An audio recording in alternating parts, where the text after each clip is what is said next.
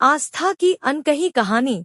महाकुंभ की यात्रा। महाकुंभ मेला विश्व का सबसे बड़ा धार्मिक आयोजन मात्र एक आयोजन नहीं है, यह आस्था, भक्ति और आध्यात्मिकता का प्रतीक है।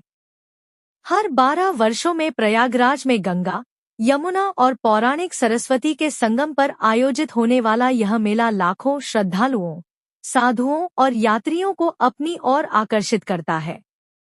इस भव्य आयोजन के पीछे हालांकि अटूट आस्था और गहरे मानवीय संबंधों की कहानियां छिपी होती हैं।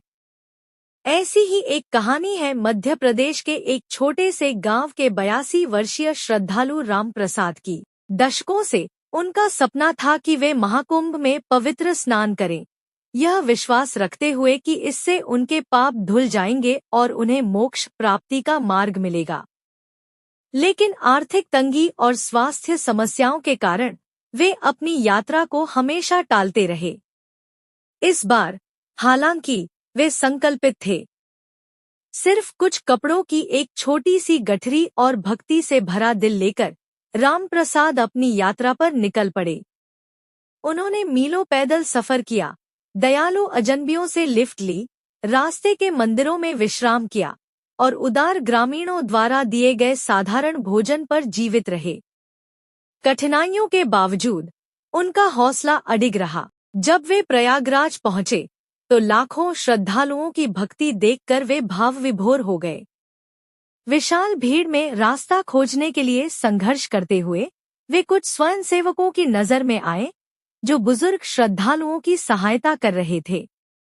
उन्होंने राम प्रसाद का ध्यान रखा, यह सुनिश्चित किया कि उन्हें आराम करने की जगह और भोजन मिले।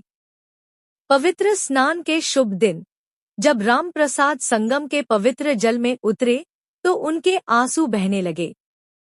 यह सिर्फ एक जीवन भर के सपने की पूर्ति नहीं थी, बल्कि यह एहसास भी था कि आस्था और करुणा साथ साथ चलते हैं। उनकी कहानी उन स्वयंसेवकों और श्रद्धालुओं के लिए प्रेरणा बन गई, जिन्होंने उनकी अटूट भक्ति को देखा। महाकुंभ केवल अनुष्ठानों के बारे में नहीं है, यह मानवता, धैर्य और उन अदृश्य धागों के बारे में है जो हमें जोड़ते हैं। राम प्रसाद की यात्रा हमें याद दिलाती है कि आस्था केवल किसी गंतव्य तक पहुंचने की नहीं, बल्कि उस यात्रा को अपनाने की भी है, जिसमें चुनौतियां, करुणा और परम आध्यात्मिक संतोष शामिल हैं।